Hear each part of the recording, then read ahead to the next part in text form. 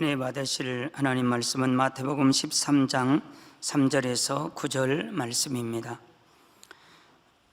예수께서 비유로 여러 가지를 저희에게 말씀하여 가라사대 씨를 뿌리는 자가 뿌리러 나가서 뿌릴새 덜어는 길가에 떨어짐에 새들이 와서 먹어버렸고, 덜어는 흙이 얇은 돌밭에 떨어짐에 흙이 깊지 아니하므로 곧 싹이 나오나 해가 돋은 후에 타져서 뿌리가 없으므로 말랐고, 덜어는 가시떨기 위에 떨어짐에 가시가 자라서 기운을 막았고, 덜어는 좋은 땅에 떨어짐에 혹 100배, 혹 60배, 혹 30배의 결실을 하였느니라. 귀 있는 자는 들으라 하시니라. 아멘. 회장님을 대신해서 교육자 회장이신 주현철 목사님께서 마음밭을 개간하자 두 번째 길가밭 말씀 증거해 주시겠습니다. 임마누엘 성가대와 니시 오케스트라 찬양과 연주에 감사드립니다. 이런 또 국가적인 이런 상황이 있고, 이런 또 예배가 온라인으로 드려지는 이런 상황입니다. 그럼에도 우리 충성된 마음으로 우리 성가대원들 이렇게 함께 해주시고, 또 게스트라 함께 해주셔서 이렇게 또 은혜로운 우리 예배가 되게 해주셔서 감사드립니다. 오늘 만민 매거진 또 몰도바 만민교회 성도님들이 이렇게 많은 간증을 해주셨는데요. 우리 몰도바 만민교회 감사드리고, 또 간증으로 영광 돌려주신 우리 모든 성도님들께도 감사드립니다. 권능의 무한단물 이번 지난 어제지요, 목요일 날도 이제 교회 주요한 일꾼들이 또 단물에 대한 기념하는 날이기 때문에 우리가 그 단물터에 이렇게 방문을 했었습니다. 하나님께서 역시 그 전날 수요일 날까지만 해도 그분의 거기 계신 이제 장로님이 말씀해 주시기를 바람이 너무 세차게 불어서 귀가 떨어져 나갈 정도였다라고 이렇게 이제 표현을 해 주셨습니다. 근데 그렇게 세찬 바람이 불었고, 또 해가 또 나오지 않아서 이렇게 그런 날씨였다고 합니다. 그런데 저희 어제 일꾼들이 이렇게 가서 방문했을 때 너무 화창하고 좋은 가을 날씨처럼 너무 맑은 하늘로 또 따사로운 햇볕으로, 물론 바람은 바닷가니까 조금 불기는 했지만 그런 좋은 날씨를 주셔서 행복하게 단물터에 다녀왔고, 또 마음껏 우리가 하나님께 영광을 돌리고 돌아올 수가 있었습니다.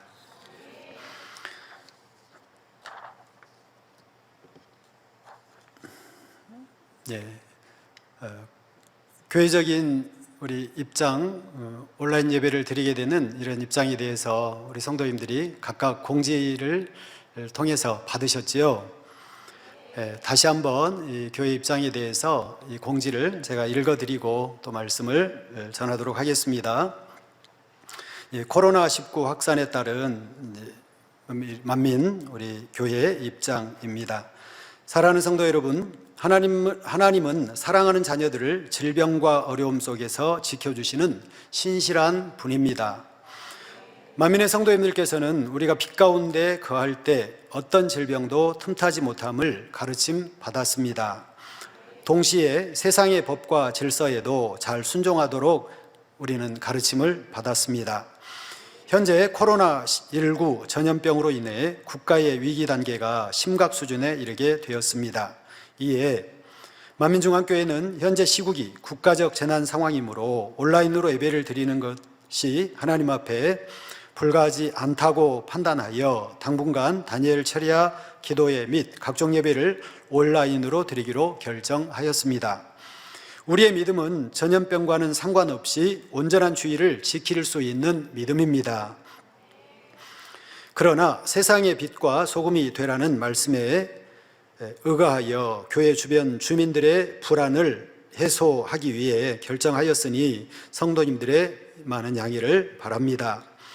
우리가 진리를 벗어나지 않는 선에서 국가적 질서에 또한 따른다면 이것은 이웃을 내 몸같이 사랑하라 하신 주님의 말씀에 대한 실천이며 그리스도의 향기를 바라는 일이 될 것입니다.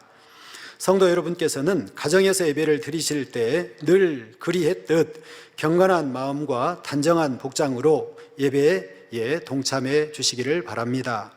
성전에 와서 예배드리는 것과 같이 주일 하루를 거룩하고 온전하게 드릴 때에 하나님께서는 언제나 주셨던 동일한 은혜와 감동을 우리에게 허락해 주실 것입니다. 전염병의 확산을 막기 위한 국가적인 질서에 적극적으로 동참해 주시기를 바라며 어려운 시기가 신속히 지나갈 수 있도록 많은 기도를 부탁드립니다. 아울러 국민들의 건강과 평안을 위해 수고하시는 관계자 및 모든 의료진을 위해 이 나라를 위해 더욱 기도해 주시기를 바라며 우리 만민이 이 성전에 모여 다시 충만하게 예배드리는 그날을 더욱 사모함으로 준비해 주시기 바랍니다. 이 모든 상황에 대해서 당의자님께서도 이제 그 안에서도 이 국가적인 상황이나 이런 모든 상황을 이렇게 아십니다. 그래서 아시고 또 당의자님의 마음도 전달해 주셨습니다. 그래서 이 모든 것이 결정된 사항이므로 우리 성도님들 행복한 마음으로 각각 가정에서 또 계신 곳에서 이렇게 예배에 임해 주시기를 바랍니다. 저는 이런 상황을 우리가 맞이하면서 저는 개인적으로 제가 이렇게 외국에 있었을 때 생각이 납니다. 해외에 있는 성도님들이나 특별히 또 우리가 제가 있었던 그 나라에 우리 계신 성도님들은 대부분이 이렇게 또 많은 성도님들이 각 가정에서 이렇게 예배를 드리고 여러분들처럼 예배를 드리고 계십니다. 그러면서도 또 자유롭게 예배를 드릴 수 있는 것도 아니고 때로는 잠잠히 예배를 드려야 하고 또 조용히 예배를 드려야 하고 부르짖어 기도하지 못하고 또 묵상하며 예배를 드리기도 해야 하고 자 이런 상황들이 많이 있습니다. 많은 성도님들이 곳곳에서 이렇게 예배를 드리고요. 또 어떤 성도님들은 심지어 산속에서 예배를 드리는 성도님들 또 굴 속에 숨어서 토굴 속에 숨어서 예배를 드리는 성도님들 이런 성도님들도 있습니다. 외국에 있고 또 핍박받는 나라라든지 특별히 그런 복음이 전파되기 어려운 그런 나라들에서는 이렇게 예배 드리는 성도들도 있다는 사실입니다. 그러면서 그런 성도님들이 생각이 났고 제가 외국에서 예배 드릴 때 그런 상황들이 생각이 났습니다. 자, 우리는 이런 상황에서 또 믿음의 선진들을 생각해 봐야 되겠죠. 마음껏 자유롭게 예배하고 싶어도 예배하지 못하고 마음껏 부르짖고 싶어도 부르짖지 못하고 자 이런 상황들 모이고 싶어도 모이지 못하고 이런 믿음의 선진들 말입니다. 또 생명의 위협을 받으면서 핍박을 받았던 믿음의 선진들 자 이런 분들을 생각해 보면서 우리가 각각 있는 곳에서 예배를 드린다면 그것도 참 우리 마음에 은혜가 되고 감사를 할 수 있는 상황이 될 것 같습니다. 그동안 우리가 얼마나 이 대한민국이라는 나라에서 얼마나 행복하게, 얼마나 자유롭게, 얼마나 평안하게 마음껏 예배하고 찬양하고 이렇게 우리가 그동안 신앙생활을 했던가. 네, 뭐 신앙의 자유가 있다 할지라도 마음껏 이렇게 기도하고 마음껏 예배하고 또 하기 환경이 또 그렇게 쉽지 않은 나라들도 많이 있습니다. 그런데 우리 만민은 또 이 나라가 그렇게 모든 예배하기에 마음껏 기도하기에 좋은 환경, 마음껏 신앙생활할 수 있는 환경 자 이런 모든 환경도 우리가 주어진 환경이 얼마나 감사한가 이런 마음도 저는 가져보았습니다. 특별히 제가 외국에서 혼자서 이렇게 예배를 드리는 그 수많은 날들 속에서 저는 많이 생각했습니다. 우리 성도님들과 함께 예배하던 시간들이 저절로 떠오르지 않겠습니까? 물론 화면을 통해서는 보았지만 함께 이 공간이 함께하면서 웅장한 우리 오케스트라의 연주 또 힘찬 우리 성가대의 찬양 이런 것들 함께 이렇게 드리면 얼마나 좋았을까 좋을까 이런 생각을 항상 하면서 저는 혼자 예배드렸던 시간들이 참 많이 있었습니다. 자 그런 걸 생각해 보면 우리 성도님들 이럴 때 그렇게 외국에서 예배하는 성도님들도 한번 생각해 보시고 그러면서 다시 한번 우리 하나님 앞에 감사할 수 있는 이런 시간들이 되신다면 더욱 또 마음이 그래도 또 평안하시겠죠. 네, 그러한 행복한 마음 또 더욱 감사한 마음으로 각각 우리 성도님들 계신 곳에서 행복하게 이렇게 예배에 동참해 주시기를 바라겠습니다. 이따 사회자께서 또 필요한 광고 하시겠습니다만은 기타 이 온라인 예배에 따른 다른 모든 광고 사항이라든지 궁금하신 또 그 상황이라든지 이런 상황은 때를 따라서 교회에 입장을 공지할 수 있고 또는 머리 대신 일꾼들을 통해서 공지해 드리도록 하겠습니다. 궁금하신 사항들은 앞으로 또 그렇게 알려드릴 테니까 기다려 주시면 되겠습니다. 네, 마음밭을 개간하자 두 번째 말씀 증거하겠습니다. 사랑하는 성도 여러분, GCN과 인터넷 각종 매체를 통해 예배에 동참하시는 전 세계 성도 여러분, 마음밭을 개간하자 두 번째 말씀입니다. 지난 시간에 첫 번째 말씀으로 우리가 풍성한 수확을 거두려면 마음밭을 점검해야 함을 말씀드렸고, 우리의 마음을 밭에 비유한 이유와 그 마음밭을 왜 개간해야 하는 이유를 말씀드렸습니다. 그리고 사람이 마음밭을 개간하되 하나님께서 처음 만들어주신 옥토로 회복해야 될 것을 말씀드렸지요. 성도 여러분, 농촌에 가보면 어느 집 밭은 기름져서 무엇이든 심는 것마다 잘 자랍니다. 무, 배추, 파, 상추 이런 채소들을 심어도 무럭무럭 잘 자라고, 과일나무를 심으면 주렁주렁 과일도 잘 열립니다. 철마다 돌아가며 채소와 과일을 내니 그 집에는 먹을거리가 늘 풍성하죠. 농부는 이 수확물을 객지에 나가 있는 자녀들에게 보내주기도 하고 이웃들에게 나누어 주기도 합니다. 그런데 어떤 집은 밭이 척박하여 밭에 무엇을 심어도 잘 되지 않습니다. 과일나무가 채 자라기도 전에 죽어버리기도 하고, 채소들도 조금 자랐는가 하면 시름시름 앓다가 죽어버리지요. 비옥한 밭과 척박한 밭은 이렇게 차이가 나는 것입니다. 우리 성도님들은 어떠세요? 우리 성도님들 집에도 혹시 화분이나 어떤 식물, 꽃 이런 거를 가져다 놓으면 잘 자라고 잘 키우고 꽃도 잘 피우고 이런 집이 있는가 하면, 어떤 집은 그저 어떤 화분을 선물을 받아서 갖다 놔도 이게 참 어쩐 일인지 얼마 지나지 않으면 죽어지고 말라지고 해서 이 아까운 화분을 내다 버려야 되는 이런 상황들이 있는 이런 가정도 있으시지요. 아마 저도 참 최근에도 참 제가 이 설교를 준비하는데 최근에도 뭐 그런 선물은 잘 받질 않습니다만은, 그러나 최근에 어떤 시간이 되어서 어떤 한 분이 참 예쁜 꽃 화분을 하나 선물을 해 주셨어요. 근데 제가 그 선물을 받으면서 꽃이 아름답게 피어 있더라고요. 근데 그 선물을 받으면서 제가 그 자리에서 그런 얘기를 했어요. 꽃이 참 아름답긴 한데, 우리 집은 나는 꽃을 잘 못 키워서 이게 집에 갖다 놓으면 또 이렇게 금방 말라지지 않을까 하고 이제 염려하면서 그런 대화를 했었거든요. 그런데 그러면서 그분이 친절하게 이건 2주에 한 번씩 물을 주면 됩니다. 특별한 관리법 뭐 없고 그냥 2주에 한 번씩 물만 잘 주면 됩니다 라고 얘기를 하셨어요. 그래서 그런가 보다 하고 이제 집에 갖다 놓고, 특별히 선물 받았으니까 또 제 방에 갖다 놓고 이렇게 했거든요. 그런데 이게 갖다 놓고 그 다음 날부터 꽃이 하나씩 떨어지기 시작하는데요.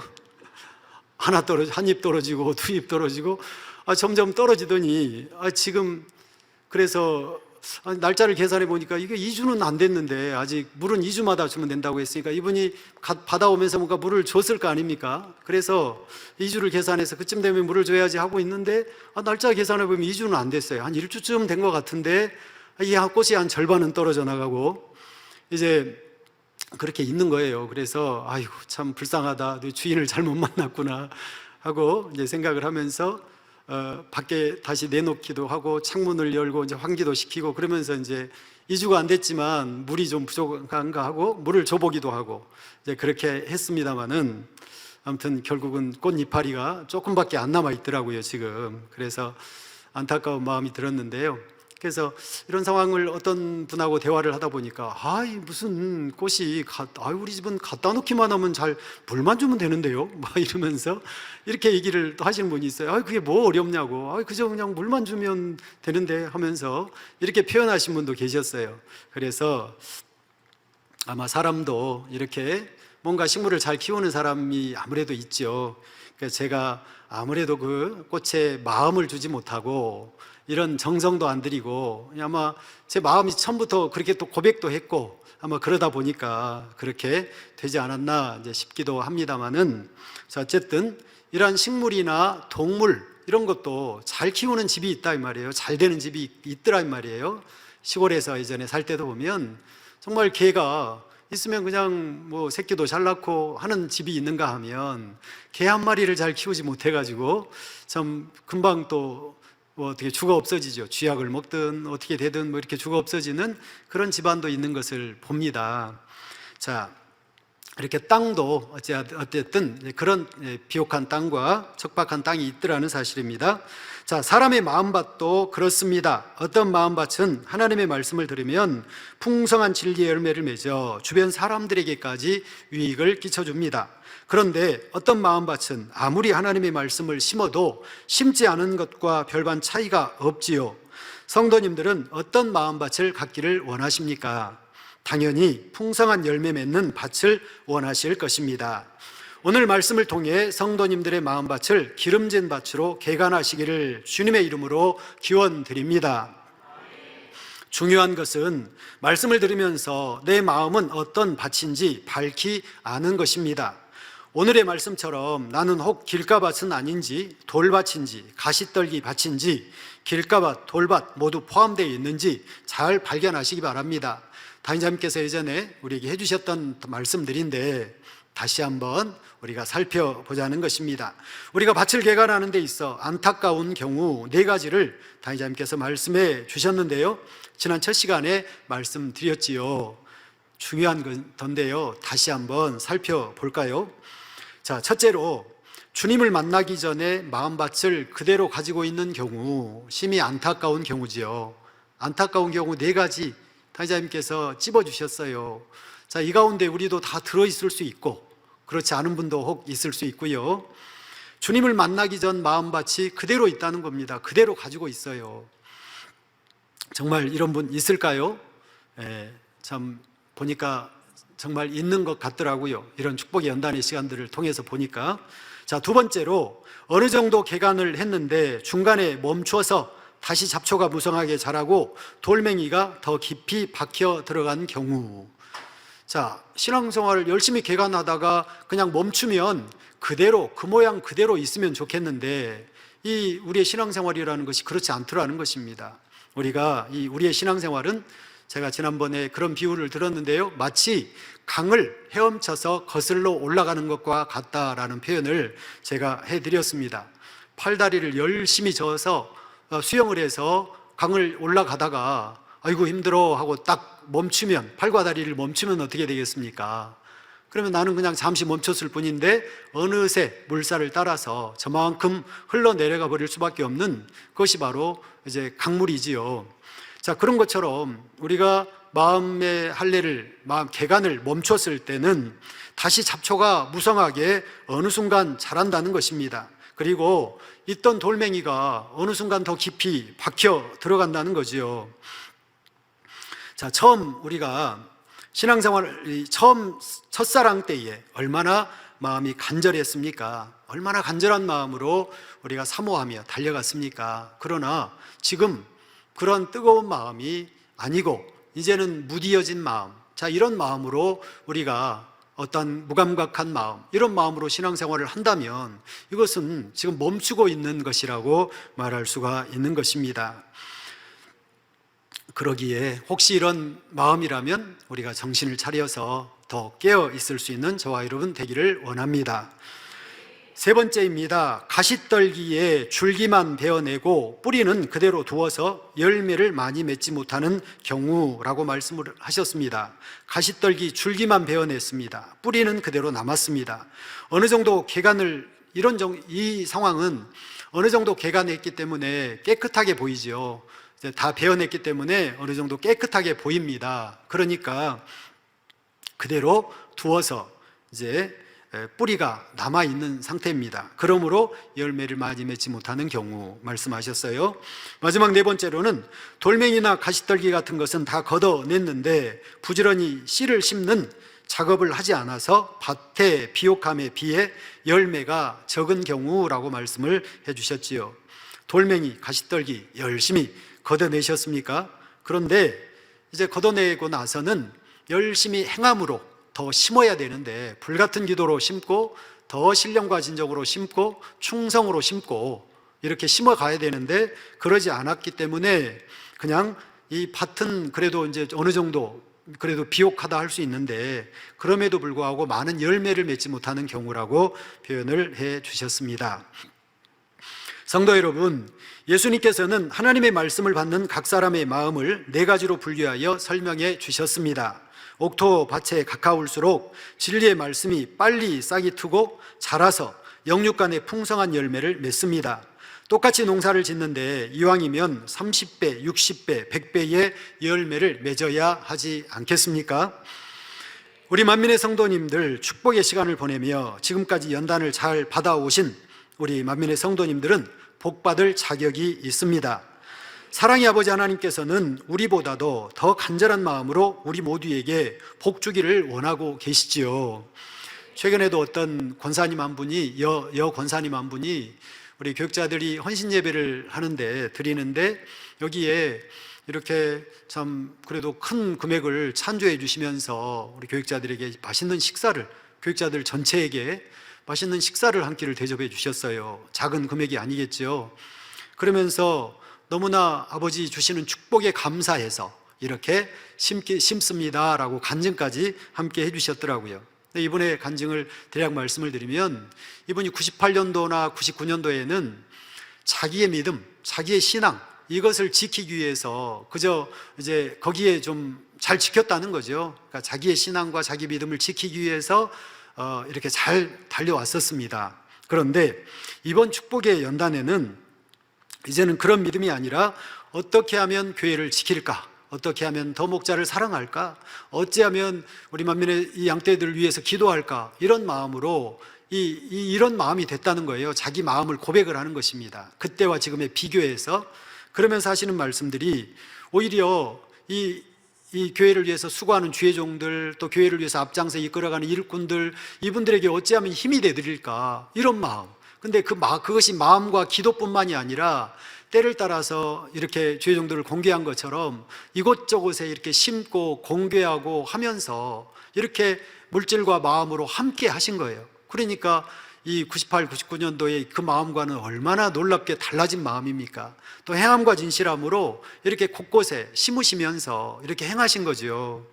그러면서 또 참 이분이 우리 그런 상황 속에서 작년에 창립 기념 예배 때는 이분이 다른 때보다도 더 힘껏 힘을 다해서 얼마라고는 모르겠지만 10배나 되는, 그러니까 다른 창립 기념 예배 때보다도 10배나 되는 예물을 힘써 심으면서, 왜냐하면 왜 그랬겠어요?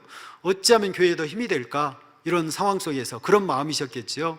자, 그런 마음으로 심으신 거예요. 그렇게 해서 드리고 심고 그렇게 하시는 가운데서 하나님이 때를 따라 이런 경제적인 어려움이나 이 모든 상황 속에서 이런 축복 저런 축복 이렇게 저렇게 세밀하게 인도해 주시면서 축복해 주셨다는 이런 간증을 쭉 해주신 이런 간증을 들어보았습니다. 자, 이렇게 우리 하나님께서는 반드시 우리가 선 가운데 믿음 가운데 사랑 가운데 행한 대로 반드시 복을 이렇게 주신다는 사실을 다시 한번 명심하시기를 바랍니다. 자, 우리도 이와 같은 복을 받기 위해서는 마음밭을 개간해서 옥토로 만들어야 합니다. 밭을 옥토로 개간하려면 먼저 내 마음밭이 어떤 밭인지 파악하는 것이 중요합니다. 그래야 어떤 연장을 써야 할지 어떤 방법으로 개간해야 할지 방법이 나오는 것입니다. 자, 길가밭이나 돌밭이라면 어떤 연장이 필요할까요? 어떤 농기구가 필요할까요? 자, 길가밭 돌밭을 개간을 해야 되는데 낫을 들고 열심히 파고 있으면 되겠습니까? 아니면 길가밭 돌밭을 개간하는데 호미를 들고 열심히 개간하고 있으면 되겠습니까? 아니거든요. 예, 그게 아니죠. 길가밭 돌밭이라면 어떤 연장이 필요할까요? 적어도 곡괭이 같은 이런 연장이 아마 필요할 거예요. 그래야 이게 단단한 밭을 파헤칠 수가 있습니다. 자, 가시떨기 밭이라면 자, 어떤 농기구가 필요할까요? 예를 들어서 삽이나 어떤 쇠 갈쿨이나 자, 이런 걸 가지고 열심히 긁어서 걷어내야 되지 않겠습니까? 그런데 나무 갈쿠리를 가지고 이런데 이 작업을 하면 참 이 작업 속도도 더딜 것이고 효과가 참 적을 것입니다. 농사를 지어보신 분들은 공감이 팍팍 가실 것이고, 농사를 안 지어보신 분들은 그래 그런가 보다 아마 이렇게 들으실 것 같은데, 오케스트라 농사 지어보셨나요? 네, 고개를 흔드시는 분들이 많이 계신데, 네, 참 농촌에서도 한번 살아보고 농사도 한번 지어보고 했다는 게 참 좋은 경험이에요. 사실은 할 수 있다면 저 시골에 한 번씩 고향에 가시거나 아니면 시가댁이나 이렇게 어디 가시면 이런 경험도 한번 해보세요. 참 이 성경에 농사에 대한 비유도 많이 나오고 그러잖아요. 땅에 대한 비유 참 좋습니다. 어쨌든 저도 초등학교 6학년까지는 아주 제가 아주 능력 있는 이 농사꾼이었거든요. 저도. 그래서 저 어머니 권사님을 대신해서 품앗이라고 하죠, 여러분. 그 품앗이라는 게 바쁜 농사철에 오늘은 이웃집에 가서 내가 일을 해주고, 그 다음에 내일은 그 이웃집에서 우리 집에 와서 일을 해주고, 혼자서 일하는 것보다 이렇게 서로 이게 품을 판다고 하는데, 이 품앗이라고 합니다. 이것을 이렇게 서로 간에 약속을 해서 서로 간에 일을 도와주는 거지요. 근데 제가 초등학교 6학년 아무튼 초등학생 때인데 저희 집도 이제 품앗이라는 걸 하죠. 그러면 다른 집에서 저희 집에 와서 일을 해줍니다. 그러면 저희 어머니가 이제 다른 집에 가서 일을 해줘야 돼요. 이게 이제 서로 갚는 거지요. 그런데 이웃집에서 제가 와도 된다고. 예. 저희 어머니 대신해서 초등학생인데 저 아들이 와도 되니까 이렇게 합시다 해도 괜찮을 정도로 제가 괜찮은 농사꾼이었거든요. 예, 참 좋은 경험입니다.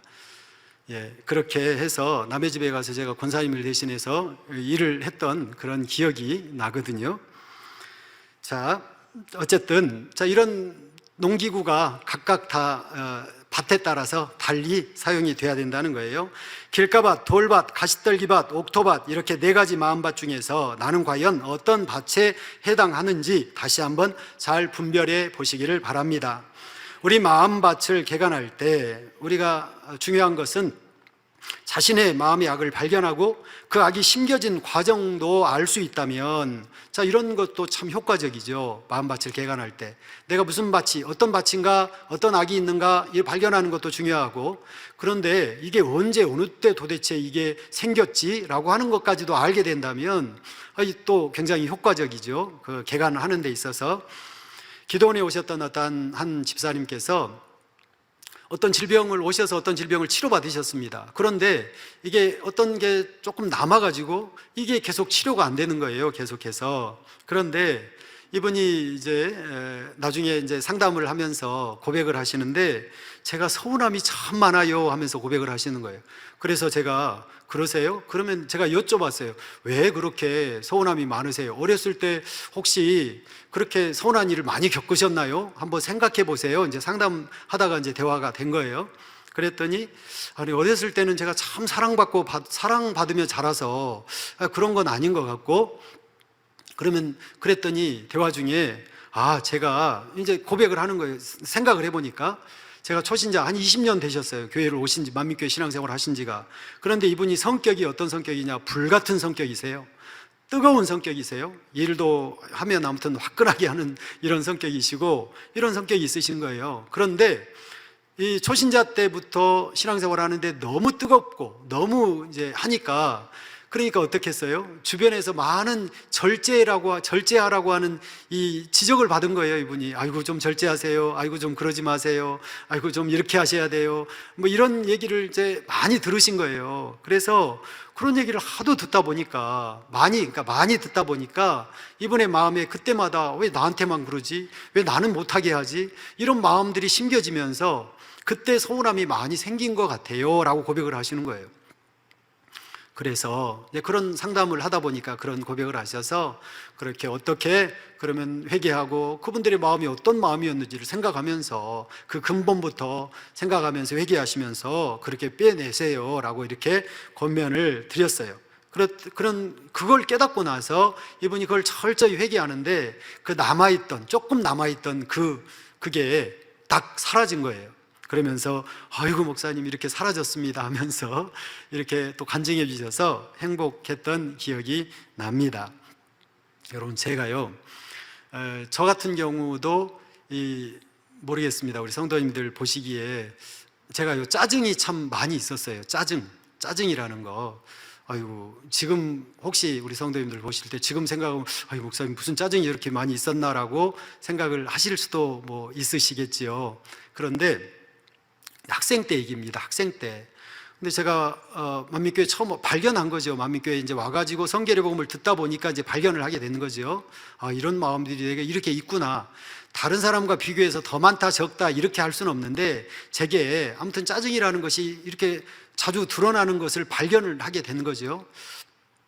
그래서 이제 그런 면에서 다른 분야들도 있지만 이제 그런 것들이 발견된 상황에서 이제 어느 순간 기도하는데 그런 이제 깨달음이 온 거예요. 왜 내게 이런 짜증들이 이렇게 생겼는가 하는 걸 가만히 궁금하면서 기도를 하는데 제가 중학교 때죠. 중학교 때 이제 그런 일들이 막 떠오르는 거예요.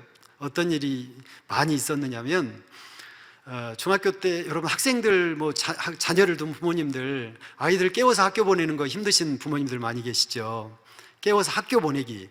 저도 중학교 때는 아마 권사님이 깨우시는데 제가 잘 안 일어났던 기억이 많습니다. 그런데 그래도 제가 그렇게 뭐 다른 어떤 정말 심한 어떤 아이들처럼 그런 상황은 아니고 이 상황이 어떤 상황이냐면 예를 들어서 시계를 7시에 만약에 이제 학교를 가기 위해서 7시에 일어나야 됩니다. 그러면 7시에 시계를 맞춰놓기도 하고 또 어머니 권사님께 부탁을 드리죠. 권사님 저 7시에 깨워주세요 라고 부탁을 드리고 잠을 잡니다. 그러면 권사님께서 저를 깨우시는데 몇 시에 깨우시느냐? 7시에 깨우시면 딱 일어날 것 같은데 그래도 왜냐하면 제가 이 중고등학교, 고등학교 때까지 다 개근을 했거든요. 개근. 그러니까 제가 뭐 스스로 뭐 늦장 부려서 그런 건 아닌데 어머니 권사님이 저를 깨우시는데 몇 시에 깨우시냐면 30분 전에 깨우시는 거예요. 30분 전에. 30분 전부터 깨우기를 시작하시는 거예요. 제 이름을 이제 부르면서 현철아 하고 이제 일어나라 하고 이제 부르시는 거죠. 그러면 저는 어떻습니까? 30분이나 넘었잖아요. 30분이나. 5분이 얼마나 깁니까? 5분이. 예? 얼마나 꿀 같은 잠을 잘 시간 아닙니까? 그런데 30분 전부터 깨우시는 거예요. 그러니까 저는 일어나서 시계를 보고 아니네 하고 이제 또 자는 거죠. 그러면 권사님이 또 가만두시나요? 10분쯤 기다리다가 또 깨우시는 거죠. 40분쯤 돼서 또 깨우시고. 그러면 저는 또 어떻습니까? 아이고 아직도 40분이네 하고 또 어때요? 또 자죠. 그러면 또 가만두시나요? 10분쯤 있다가 또 깨우시죠. 그러면 저는 아직도 10분 남았네 하고 또 잡니다. 그러면 또 5분 있다 또 깨우시죠.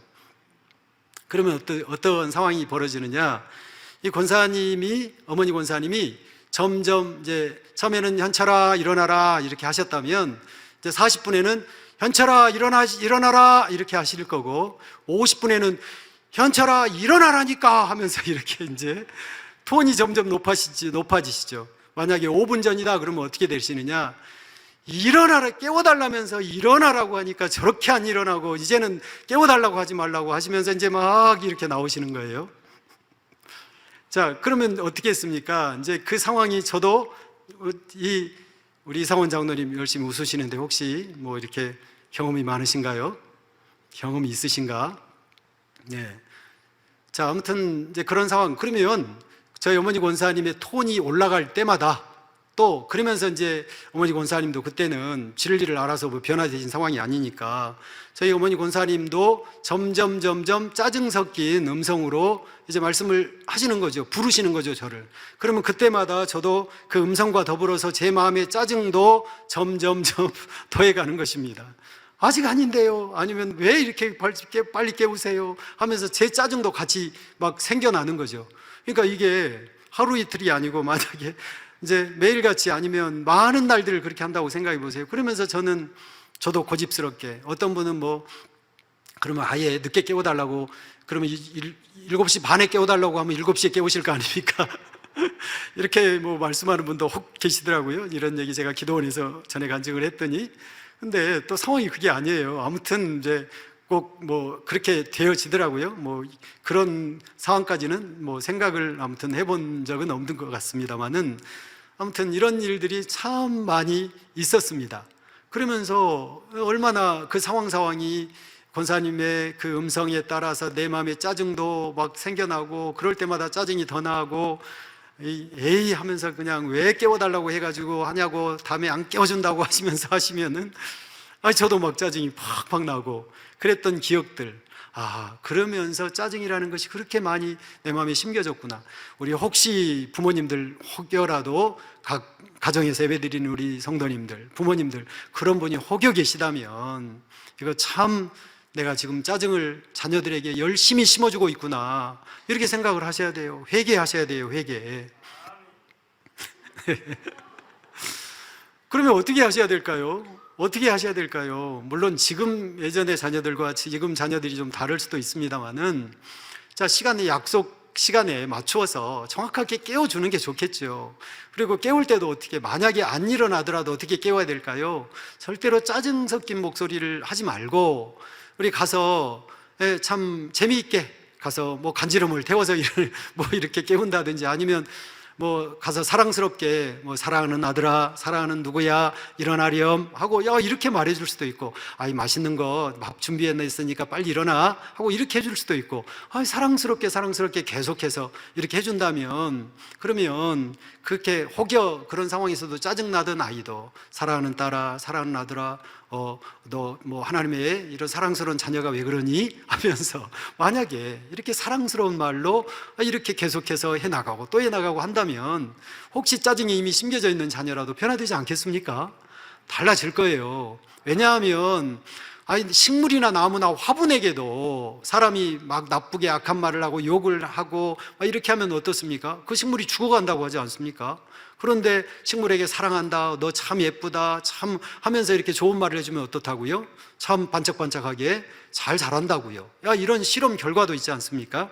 자, 그런 것처럼 자녀들에 대해서도 우리 부모님들이, 정말 자녀를 키우는 부모님들은 이런 데 대해서 정말 조심하셔야 돼요. 그래서 혹여라도 지금 그렇게 자녀 키우는 부모님들이 계시다면, 이런 하나님 앞에 기도하면서 또 회개도 하시고, 이렇게 자녀를 잘 사랑으로, 선으로 이끌어 가시는 부모님들 되시기 바랍니다. 네, 자, 이 4가지 밭을, 마음밭의 순서를 매기자면, 길가밭이 옥토밭과 비교할 때 가장 안 좋은 밭입니다. 길가밭보다는 돌밭이 조금 낫고, 그래서 그 짜증을 위해서 저는 참 많이 기도했습니다. 짜증을 하나님 빼내게 해주세요. 기도를 참 많이 했어야 했거든요. 그러면서 노력해왔고 많이 이제 버렸지요. 자, 그 길가밭보다는 돌밭이 조금 낫고, 돌밭보다는 가시떨기밭이 조금 더 낫지요. 그런데 사람의 마음을 반드시 4가지로만 분류할 수 있는 것은 아닙니다. 대부분의 경우 4가지 밭의 속성이 조금씩 섞여 있습니다. 오늘은 지난 2010년 당사님께서 증거해 주신 마음밭을 개간하자는 제목의 말씀의 2번째 시간으로 길가밭에 대해 증거합니다. 먼저는 길가밭의 마음이란 어떤 밭인지 말씀드리고, 2번째는 하나님을 믿는다 하면서도 길가밭의 마음을 가진 경우에 대해, 3번째는 열심히 신앙생활 하는 것처럼 보이지만 길가밭의 마음을 가진 경우에 대해 말씀드립니다.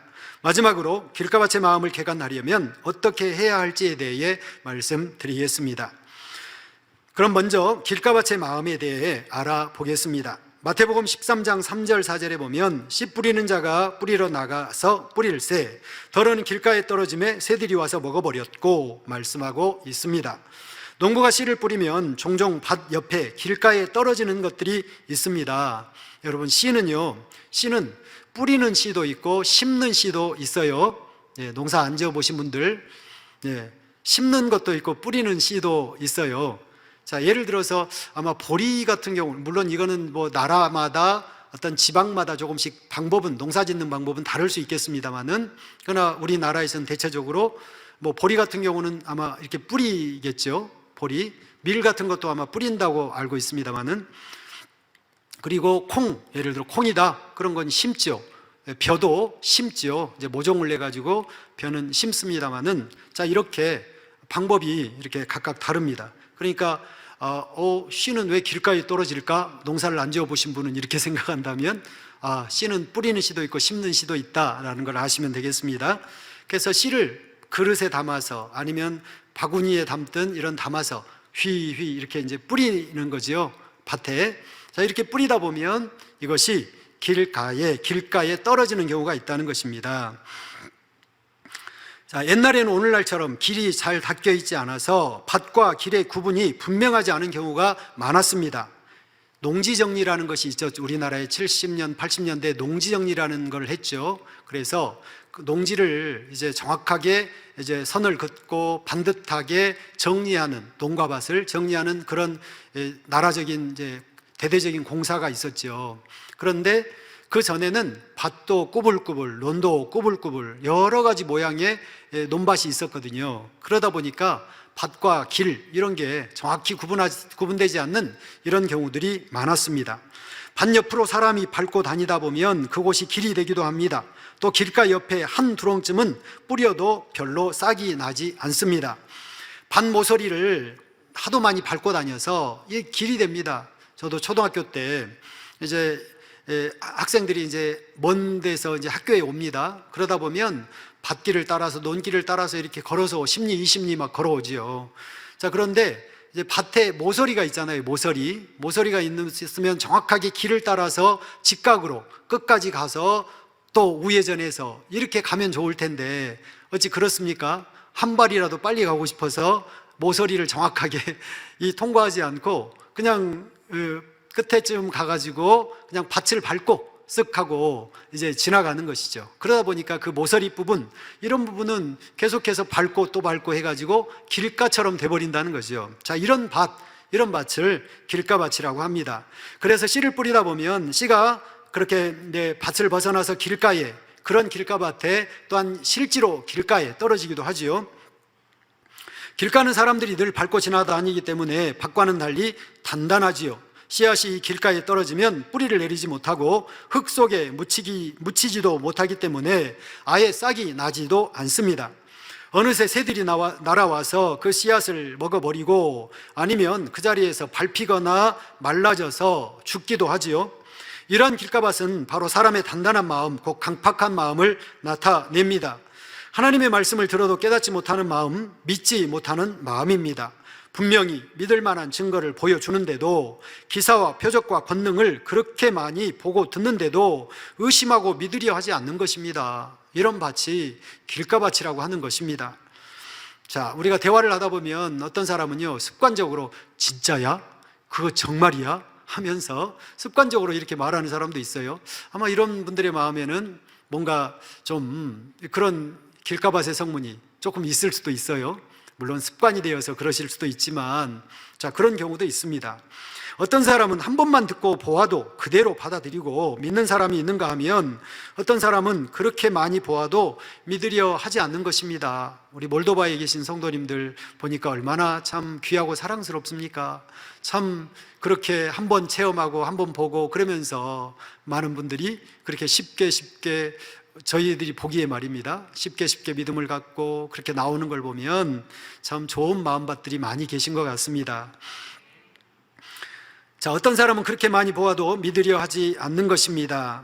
성경에도 보면 우리 주님의 권능을 보고 오히려 바리새인들, 참 율법사들, 이런 사람들은 어떠했습니까? 그 권능을 보면서, 자, 그러니까 빨리 죽여야 되겠다, 자, 이런 마음을 가졌어요. 그러니까 빨리 죽여야 되겠다, 우리 주님을 많은 사람들이 따르니까 빨리 어떻게 해야 되겠다, 자, 이런 마음들, 바리새인들, 율법사들은 대부분 이런 마음들을 가졌다는 거예요. 그 권능을 보면서도. 그러나 니고데모나 베드로나 이런 선한 사람들은 어찌했습니까? 권능을 보면서 이것은 사람이 할 수 있는 일이 아니다, 당신은 하나님께로 오셨습니다 라고 고백할 수 있는 이 마음, 베드로는 우리 주님을 만나서 깊은 곳에 가서 그물을 내리라 할 때에 주여 내가 밤새도록 고기를 잡았지만 그물을 내렸지만 고기를 잡지 못했습니다. 그러나 선생님 말씀에 의지하여 내가 그물을 내리겠습니다 하고 그물을 내렸을 때 고기가 그물이 찢어질 정도로 많은 고기를 잡았다 했습니다. 이 권능을 보고 베드로는 어찌했습니까? 무릎을 꿇고 주님 내가 죄인입니다, 나를 떠나소서, 이렇게 고백할 수 있었어요. 주님으로 영접했다는 것이죠. 믿었다는 것이죠. 그 권능을 보고 이런 마음밭도 있다는 것입니다. 요한계시록 3장 20절에 보면 볼지어다 내가 문 밖에 서서 두드리노니 누구든지 내 음성을 듣고 문을 열면 내가 그에게로 들어가 그로 더불어 먹고 그는 나로 더불어 먹으리라 하고 주님께서 말씀하십니다. 주님은 말씀으로 각 사람의 마음을 두드리고 계십니다. 하나님께서 살아계셔서 사람을 창조하셨고 우리의 아버지가 되심을 알려주십니다. 또 주님이 우리를 얼마나 사랑하시는지 십자가 구원의 섭리를 통해 깨우쳐 주시고 천국과 지옥이 있음도 알려주십니다. 자연 만물을 통해 또는 전도자의 전도를 통해 각 사람의 마음을 두드리고 계십니다. 길가밭의 마음은 이처럼 주님이 두드리셔도 마음문을 굳게 닫고 잘 열지 않습니다. 이처럼 세상 사람들 중에도 길가밭의 마음을 가진 사람들이 있는데, 예를 들어 가족이나 친척들에게 전도하다 보면 교회에 대해서나 하나님의 말씀을 아예 꺼내지도 못하게 하는 사람들이 있습니다. 세상적인 자기의 지식과 자기의 교만으로 또는 자기의 의로, 세상 욕심으로 가득 차서 신을 인정할 마음 자체가 없다는 것입니다. 그런데 이 시간 말하고자 하는 길가밭의 마음은 이와 같이 하나님을 믿지 않는 세상 사람들의 마음을 말하고자 하는 것이 아닙니다. 하나님을 믿는다고 하고 신앙생활 하는 사람들의 경우를 말하는 것입니다. 두 번째로, 하나님을 믿는다고 하면서 길가밭의 마음을 가진 경우에 대해서 말씀을 드립니다. 하나님을 믿고 신앙생활 하는데도 길가밭과 같은 마음이 있을까요? 그렇다면 그 마음은 어떤 마음을 말하는 것일까요? 예를 들면 주일이 되면 교회에 나와 자리에 앉아는 있는데 하나님의 말씀을 마음으로 듣고 받지 못하는 분들이 있습니다. 우리 예수님이 이 땅에 오신 것은 역사적인 사실이고 모든 성경 말씀이 참임을 증거해도 마음으로 하나님을 인정하지 않지요. 아무리 말씀을 들어도 영적으로 깨닫지 못합니다. 저 말씀은 이래서 안 맞고 저건 이래서 틀리는 것 같고, 이렇게 자기 생각에 막혀서 말씀을 마음으로 받지 못하지요. 오히려 의심하거나 말씀을 판단합니다. 하나님의 말씀이 참임을 뒷받침하는 확실한 증거를 보여주어도 역시 믿지 못합니다. 즉 하나님만이 나타내실 수 있는 기사와 표적, 수많은 권능의 역사를 보고도 의심하지요. 심지어 자기 가족이 불치병을 치료받고 죽음의 문턱에서 살아났는데도 믿지 못하는 사람도 많이 있더라는 것입니다. 이 재단에서만 봐도 이런 권능을 내 가족이 체험했고 내 가족이 치료받았고 그러는데도 불구하고 가족 중에 믿음 갖지 않는 분 많지 않습니까? 또 신앙생활 하다가도 오히려 신앙을 저버리는 이런 분들도 참 지금까지 오랜 세월 동안 많이 보았습니다. 내 가족이 그렇게 불치병을 치료받았음에도. 이런 경우들을 보면서 진정 영적인 믿음은 위로부터 하나님이 주셔야 하는 것이구나 라는 것을 우리는 깨달아 볼 수가 있습니다. 영적인 믿음, 하나님이 위로부터 주셔야 한다는 것. 기도원에 오시는 성도님들 중에도 분명히 치료받고 응답받았는데도 또 다른 질병의 문제가 찾아오면 치료받고 응답받은 체험을 했습니다. 그런데 또 다른 문제나 어떤 질병이 찾아오면 이에 대해서 두려워하고 온전한 믿음을 내보이지 못하는 경우를 보게 됩니다. 이런 경우에 연단 받을 수밖에 없었던 원인을 해결하지 못한 경우이죠. 이런 경우는 아직 연단 받을 수밖에 없었던 그 원인을 온전히 해결을 하지 못한 경우라고 할 수 있을 것입니다. 그 원인이 미움 때문이었다면, 그 질병의 원인이나 그 시험 환란의 원인이 미움 때문이었다면 그 미움을 해결은 했지만 아직 온전히 버리지 못했다거나 아직 여전히 미워하고 있다거나 이런 상황, 그러므로 위로부터 영적인 믿음이 주어지지 않습니다. 그러니까 여전히 답답하기도 하고 또 두려워하는 것이지요. 믿음이라고 하는 것은 정확하게 우리가 마치 수학 공식처럼 이 공식에 맞게 정확히 풀어야 정답을 얻을 수 있다고 들었습니다. 마음밭을 개간해야 하고 심어야 하고 잘 가꾸어야 하고, 자, 그럴 때에 여기에서 영적인 믿음이 주어진다는 것입니다. 성경에 이런 길가밭과 같이 강팍한 마음의 대명사로 불리는 한 인물이 나오지요. 출애굽 당시 열재앙을 보고도 하나님을 믿지 않는 바로왕입니다. 바로왕은 애굽에 큰 재앙이 임할 때마다 하나님의 백성을 보내주겠다고 약속합니다. 그러나 재앙이 멈추면 번번이 약속을 어겼지요.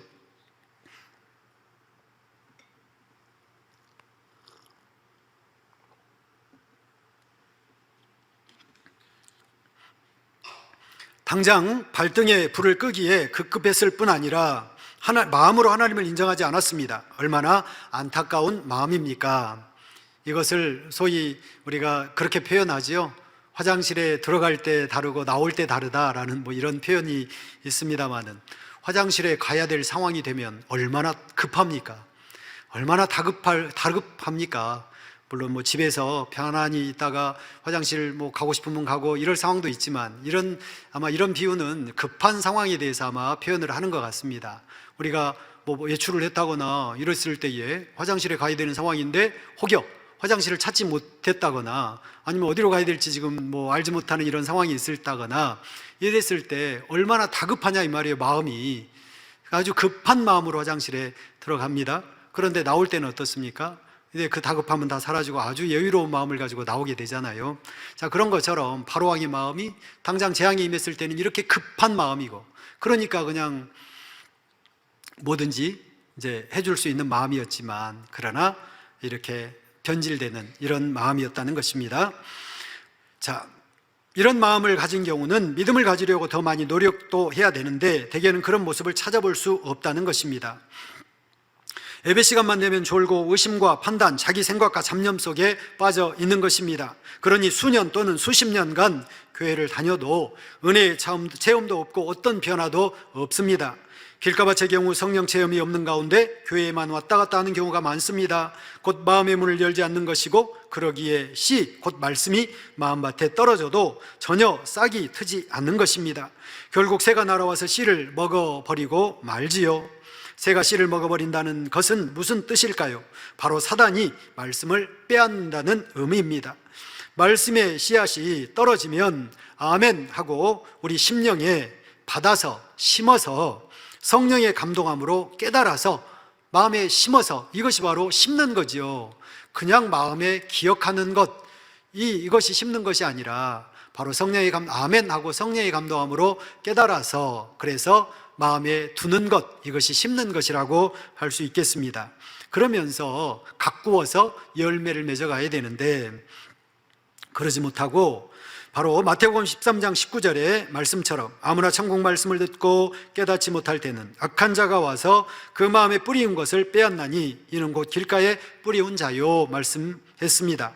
천국 말씀, 곧 하나님의 영적인 말씀을 들어도 깨닫지 못하면 악한 자, 곧 원수마귀 사단이 말씀을 빼앗아 버립니다. 사단이 어떻게 말씀을 빼앗는지 예를 들어주셨습니다. 가족들의 성화에 못 이겨 마지못해 주일에 교회에 나오는 사람이 있습니다. 하루는 안식일을 온전히 지키면 복을 받는다는 말씀을 듣고 다음부터는 주일을 온전히 지켜야 되겠다 마음을 먹었습니다. 그런데 집에 돌아오니, 그 말씀을 듣고 집에 돌아오니 하나님을 믿지 않는 가족이나 친척이나 친구나 이웃 등 가까운 사람들이 여러 말로 미혹하는 것입니다. 그리고 말하기를 교회는 무엇하러 가세요? 주말에는 좀 쉬어야지요. 교회 갈 시간이 있으면 잠이나 더 자겠네요. 또 다음 주부터는 같이 등산이나 갑시다. 야구장에 함께 갑시다. 휴일이니 문화생활도 하고 즐기면서 편하게 보내야지요 하면서 이렇게 미혹하면 길가밭의 마음을 가진 사람은 대부분 넘어가고 말지요. 말씀을 들었을 때는 열심히 주일을 성수해 볼까 하고 마음문을 열려고 했다가 이내 마음문을 굳게 닫아버리는 것입니다. 그러니 믿음이 생길 틈이 없지요. 사단은 이처럼 가까운 사람, 그가 믿을 만한 사람을 주관해서 말씀을 믿지 못하게 합니다. 이렇게 믿음을 우리 마음에서 빼앗아 가 버리더라는 것입니다. 어떤 사람은 권능을 보고 처음에는 놀라기도 하고 이렇게 믿음을 믿어야지 하고 믿음을 갖기도 합니다. 그러나 어떻습니까? 그랬다가도 시간이 지나면 점점 이 믿음을 빼앗기지요. 그것이 정말이었을까? 우연일 수도 있겠지. 우연이었겠지 하면서 더 나아가서는 거짓이 아니었을까? 예를 들어서 이렇게 점점점 이 마음에서 빼앗기더라는 것입니다. 자, 어떤 경우에는 이 응답받고 치료받아, 어떤 경우에는요, 자, 응답받고 치료 분명히 받았다 고백하고 간증하고 다 했지 않습니까? 그런데 나중에는 이렇게 변질되는 경우도 있더라고요. 그것은 아버지 하나님의 목자의 권능이 아니었고 목자의 권능을 통해 치료받은 것이 아니라 내 믿음으로 치료받은 것입니다 라고 이렇게 이렇게 말하는 사람, 변질되는 그러한 사람도 있더라는 것입니다. 내가 열심히 해서 죽을 병에서 살아났고 잉태의 축복을 받았고 내가 믿음을 내보였기 때문에 그렇다는 것입니다. 그러면 지금도 그런 믿음을 내보여서 그런 응답 받습니까? 그런 축복 받나요? 그러면 지금도 그렇게 해야지요. 그러나 그렇게 고백하는 사람이 지금 그런 놀라운 축복을 받고 응답을 받는지, 얼마나 그 입술의 고백, 얼마나 우리 마음을 원수마귀 사단에게 빼앗겨 버리고 그렇게 고백한다는 것이 얼마나 안타까운 일인지 우리는 보았어요. 많은 경우 이런 상황을 보았습니다. 결코 우리는, 저와 여러분은 그런 믿음 되지 말아야지요. 눈물을 흘리면서 감사를 고백하고 이렇게 잉태의 축복을 받아서 하루 이틀입니까? 5년, 6년, 10년 그렇게 갖지 못하던, 간절하게 그래서 입양을 생각해야 했고 그래서 그냥 다른 것에 마음을 두고 살아야 했고 이렇게 살다가 그때는 간절하지 않았나요? 그때 하나님 안 믿었나요? 그때도 믿었고 기도했죠. 기도 안 했겠습니까? 응답 못 받았잖아요. 탄자임을 통해서 어떻게 응답받는지 분명히 알았다고 응답받았나요? 물론 말씀에 따라 순종은 했겠지요. 순종은 했지요. 그러나 순종했다고 다 응답받았나요? 거기에 목자의 권능의 기도가, 믿음이 얹혀지니 그러니 응답받은 것이지요. 그런데 어찌 자기 믿음으로 응답받았다고요? 참 그렇게 말한다는 것이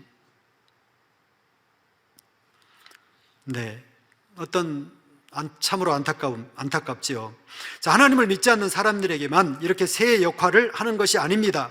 하나님을 믿는다고 하는 사람들이 오히려 사단의 주관을 받아 새 역할을 하는 경우도 있습니다. 하나님을 믿는다는 사람들이 새 역할을 한다는 말이에요. 자, 그렇게 꼭 매주 교회에 가지 않아도 됩니다. 일이 있으면 못 갈 수도 있지요. 하루에 꼭 주일 예배 한 번만, 오전 예배만 드려도 됩니다. 하나님 우리 중심을 다 아신다고 했는데 그 교회는 참 유별나게 신앙생활 하네요. 자, 이렇게 말하면서 오히려 자신도 신앙생활 한다는 사람이 진리를 변질시켜서 참 믿음을 갖지 못하게 회방하는 것입니다. 이런 사람들이 우리 믿음 안에 진리 안에서 새 역할을 하는 거죠. 자, 이런 유혹 속에서도 다시 교회에 나간다면 그나마 언젠가는 믿음을 갖게 되리라는 희망을 가질 수 있습니다. 문제는 그래서 교회를 안 나가 버리게 된다면 또 심지어 열심히 신앙생활하는 다른 가족들을 핍박하는 경우도 있다는 것입니다. 이런 것들이 이제 구원받지 못하게 되는 이런 상황까지도 되니까 얼마나 큰 문제이겠습니까? 다음은 또 다른 유형의 길가밭입니다. 바로 세 번째로 열심히 신앙생활을 하는 것처럼 보이지만 길가밭의 마음을 가진 경우가 있더라는 것입니다. 이런 경우도 있을까요? 신앙생활을 열심히 하는 것 같습니다. 그럼에도 길가밭의 경우가 있다고 말씀을 해 주셨습니다. 사람이 보기에 열심히 신앙생활을 하는 것처럼 보이지만 길가밭의 마음을 가진 경우도 있습니다. 자, 그런데 중요한 것은 사람이 보기에 또 그렇게 보이지만, 이것이 중요하죠. 보인다는 거예요. 그렇게 보인다는 거. 어떤 경우일까요? 바로 자기 유익을 위해 교회에 나오는 경우입니다. 우리가 신앙생활하는 목적은 영적인 믿음을 갖고 구원받는 데 있습니다. 그런데 이와는 다른 목적을 가지고 신앙생활을 하는 이들도 혹 있다는 것입니다. 예를 들면 자신의 사업을 위해 교회에 나오는 경우, 또 사교 생활을 위해 교회에 나오는 사람들도 있는 것을 봅니다. 또는 봉사활동이나 이웃에 대한 선행에 의미를 두거나 도덕적으로 바른 삶을 살기 위해 신앙생활 하기도 하는 것입니다. 도덕적인 삶을 살기 위해서. 또는 공인으로서 이미지 관리를 위해 교회에 다니는 사람들도 있습니다. 어떤 사람은 왜 교회 다니세요? 그러면 마음의 평안을 위해서요 하고 이렇게 말하는 사람도 있죠. 마음의 평안을 위해서 교회에 나갑니다, 이런 사람도 있습니다. 자, 이런 경우에 수년간 교회 다니면서 하나님의 말씀을 들어도 겨자씨만한 작은 믿음도 갖기 어렵습니다. 교회에 나오는 근본 목적이 다르니 하나님의 말씀대로 순종하는 것이 아니라 자신의 생각에 따라 마음 내키는 대로 신앙생활을 해 나갑니다. 하나님의 능력으로 치료받았다, 문제 해결함 받고 응답받았다 간증해도 자신과는 상관없는 일로 생각하지요. 이런 경우가 혹 있더라는 것입니다. 영적인 눈과 귀를 닫고 있는 것입니다. 아무리 들어도 아무리 보아도 내가 닫고 있어요. 보기는 보아도. 자, 이런 사람에게 천국에 대한 참 소망이 있을 리가 없지요. 바리새인들, 율법사들, 이런 사람들이 바로 그런 사람들이죠. 아무리 주님의 권능 눈앞에 나타나도 소경이 눈을 떠도 안 보고 싶은 거죠. 안 보고 외면하고 싶은 거죠. 안 듣고 싶은 거죠. 그러니까 귀는 딱 막고 다른 말을 들으려고 하는 거죠. 그 사람이 무슨 문제가 있었나 흠과 티를 잡으려고 하는 것 아니겠습니까? 안 듣는 거. 자, 이렇게 왜? 목적이 다른 데 있으니까. 목적이 다르니까. 믿음에는 믿으려고 하는 목적이 결코 아니라 주님을 어찌하면 흠과 티를 잡고자 하는 그 목적만 있으니까 그 권능은 보아도 본 것이 아니고 이 복음은 들어도 들은 것이 아니더라는 거죠. 자, 이런 목적으로 신앙생활을 하는 사람도 있더라는 것입니다. 자, 예수님 당시의 제사장들이나 바리새인들, 율법학자들, 종교 지도자들이 바로 이런 길가밭과 같은 마음을 가지고 있었습니다. 겉모습만 보면 이들은 그 누구보다도 열심히 하나님을 믿는 사람들 같아 보였습니다. 그러나 이들이 참 믿음을 갖고 있었다면 하나님의 아들이신 예수님을 알아보지 못할 리가 없지요. 이들을 향해 주님의 책망하심이 성경 곳곳에 기록되어 있는데요, 마태복음 23장 5절부터 7절 말씀에도 저희의 모든 행위를 사람에게 보이고자 하여 하나니 곧 그 차는 경문을 넓게 하며 옷수를 크게 하고 장치의 상석과 회당의 상자와 시장에서 문안받는 것을 좋아하느니라 말씀하고 계십니다. 그들의 관심사는 명예와 권세, 사람들에게 선생이라 인정받는 것들이었던 것입니다. 여기에도 경문이라고 나오죠. 경문, 차는 경문이라고 했습니다. 차는 경문. 자, 경문이라고 하는 것은요, 이게 신명기 6장 4절 이하에 보면 하나님의 말씀이 나오죠. 이스라엘이여 들으라 하면서 하나님은 오직 하나인 여호와시니 너희는 마음을 다하고 목숨을 다하고 뜻을 다하고 하나님을 사랑하라. 또 말씀을 너희 이마에 미간에 붙여라, 손목에 매라 하면서 이 말씀이 쭉 나오죠. 자, 이 말씀과 더불어서 이 몇 가지 출애굽기에 나오는 말씀과 몇 가지 말씀을 이제 이스라엘 사람들은 너무나 중요하게 여깁니다. 그래서 이 말씀들을 이제 이 경문이라고 하는 것은 작은 가죽 상자인데요. 가죽 상자. 가죽으로 상자를 만들어서 이제 양피 그 가죽에 하나님의 말씀, 지금 말씀드린 신명기 6장 이 말씀과 더불어서 몇 가지 말씀을 기록을 해서 그걸 접어서 그 가죽 상자에 넣는 거죠. 그래서 담아서 줄을 매달아서 하나님의 말씀대로 하느라고 어떻게 해요? 그걸 이마에다 매는 거죠. 매는 거. 이마에다가 이렇게 딱 맵니다. 그리고 또 역시 또 하나를 만들어서 팔에다 또 매죠. 줄로 이렇게 매달아서 맵니다. 이것이 바로 이제 경문이라고 하는 거예요. 경문. 자, 그런 경문. 그러니까 근데 이 경문의 크기는 아마 제약이 없었던 것 같습니다. 크기 몇 센치로 하라 이런 말씀은 없었으니까. 그런데 이 바리새인들, 율법사들 이런 사람들은 나는 율법을 이렇게 중히 여기는 사람이야 하면서 이 경문도 적당한 크기로 차면 되는데 이것을 경문을 넓게 하며 그랬지 않습니까? 그러니까 다른 사람보다 크게 만들어가지고 차고 다니면 나는 이만큼 하나님을 사랑하고 율법을 소중히 여기는 사람이야 라고 과시하고자 하는 이런 마음이 있었다는 거예요. 그래서 차는 경문을 넓게 하고 크게 해서 붙이고 옷술을 크게 하고, 이 옷술이라고 하는 것은 유대인들이 이제 기도할 때 입는 탈리드라는 그 어떤 이 옷 같은 게 있죠. 숄 같은 거. 자, 이런 숄 같은 거에 끝에 매달려 있는 옷술들이 있습니다. 그 옷술에 끝에 달린 옷술을 말합니다. 근데 이것도 출애굽기에 나오는 말씀의 계명에 따라서 옷술을 달아라. 그러면서 율법을 생각하고 하나님의 말씀을 생각하라, 이런 의미들이 있습니다. 자세하게 설명 지금 할 수는 없지만, 자, 그 율법에 따라서 이것도 단 거예요. 그러니까 어떻게 해요? 그 옷수를 어떻게 했다고요? 크게 하고, 교황이면 다른 사람보다 길게 해가지고 이렇게 보이게 했더라는 것입니다. 자, 이러면서 잔치의 상석, 회당의 상좌, 자, 이렇게 이런 것, 시장에서 문안받는 것, 이런 것을 좋아했습니다. 명예권세, 사람들에게 선생이라 인정받는 것이 이들의 이러한 관심사였습니다. 때로는요, 우리 안에도 이 관심사가 다른 분들이 혹여 있습니다. 어떤 사명이 더 관심사예요. 내가 어떤 사명을, 더 큰 사명을 받느냐, 내가 정말 하나님의 말씀대로 행하느냐, 정말 말씀대로 사느냐, 정말 내가 종다운 종이 되느냐, 이게 더 관심사여야 되는데, 이 내가 어떤 직분을 받느냐, 내가 지도교사가 되느냐, 교구장이 되느냐, 대교구장이 되느냐, 이게 더 관심이, 더 직분에 관심이, 이러면 안 되지 않습니까? 이 관심이, 우리가 뭐에 더 관심이 있어야 돼요? 율법의 말씀대로 행하고 사는 것에 관심이 있어야 되는데, 이런 안타까운 경우도 있더라는 것입니다. 육으로 똘똘 뭉쳐진 길가밭의 마음을 가지고 있었기 때문에 아무리 영적인 말씀을 듣고 영적인 일들, 곧 권능이 나타나고 죽은 자가 살아나는 것을 보아도 깨우칠 수가 없었던 것입니다. 길가밭의 마음을 마지막으로 길가밭의 마음을 개간하려면 어떻게 해야 될까요? 이런 단단한 마음밭을 갈아엎고 흙덩이를 깨트려서 부드러운 마음밭으로 만들어야 합니다. 그러기 위해서는 깨트리는 작업이 필요합니다. 바로 자기의 의와 틀을 깨트려야 하지요. 고린도후서 10장 5절에 모든 이론을 파하며 하나님 아는 것을 대적하여 높아진 것을 다 파하고 모든 생각을 사로잡아 그리스도에게 복종케 하니 말씀합니다. 세상에서 입력시킨 지식이나 가치관들 중에는 하나님을 대적하게 만드는 것들이 있습니다. 진화론 같은 것들이 한 예이지요.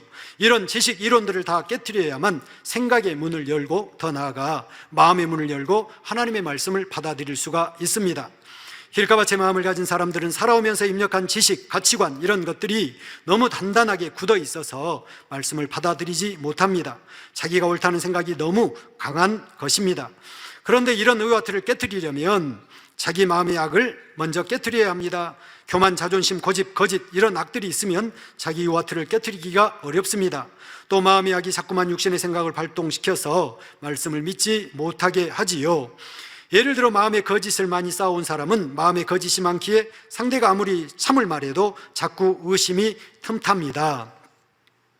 길가는 보통 오랜 세월 동안 밟히고 또 밟히면서 단단해집니다.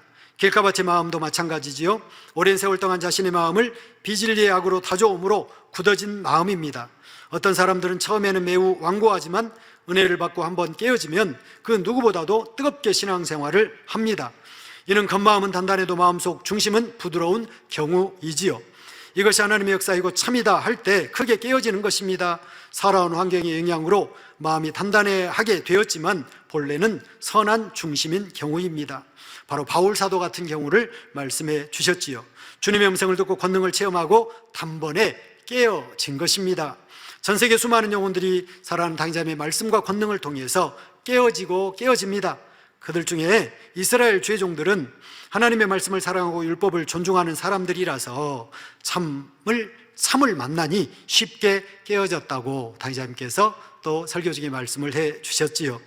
우리도 이 성결의 복음이 이 복음을 듣고 이것이 참이다라고 했을 때, 이 권능이 하나님의 역사다 믿었을 때 우리는 깨어졌습니다.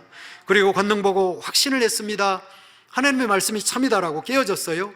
그리고 권능을 보고 확신을 했어요. 이 말씀이 참이라고.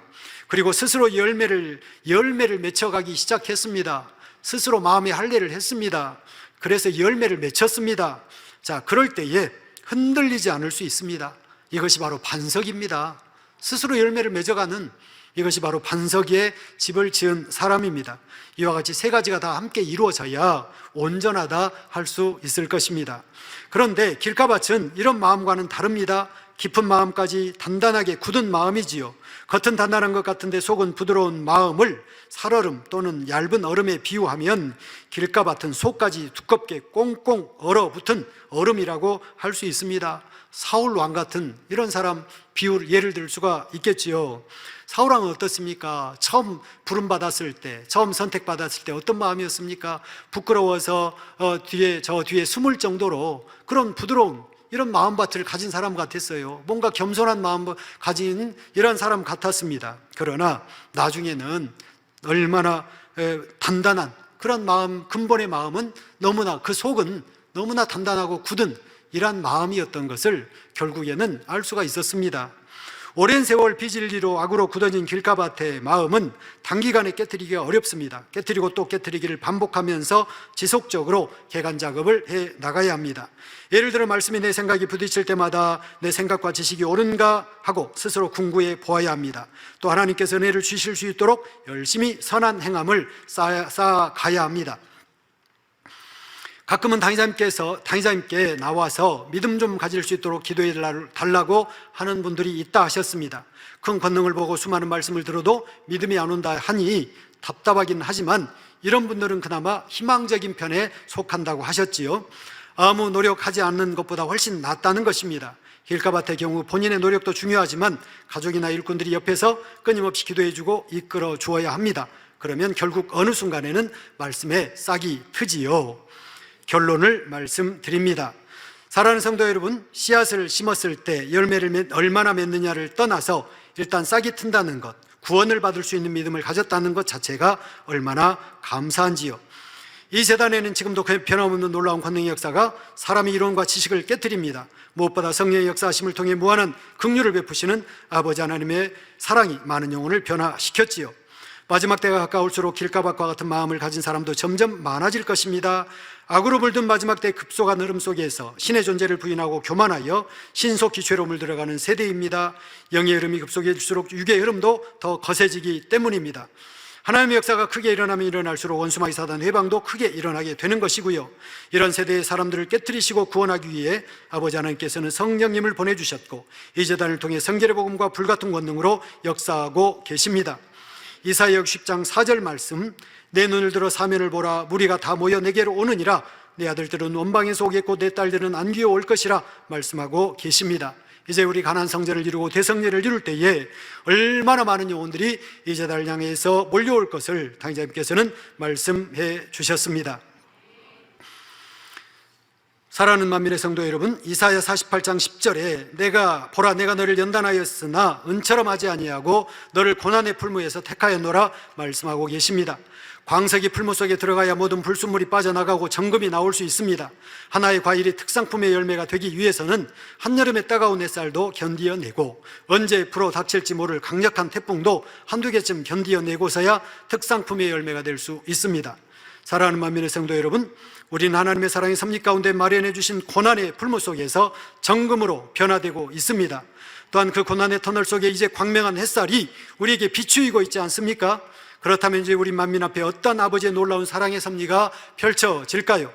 성도 여러분, 마지막 때 이 제단을 향하신 아버지 하나님의 놀라운 구원의 섭리를 진정 믿으시는지요?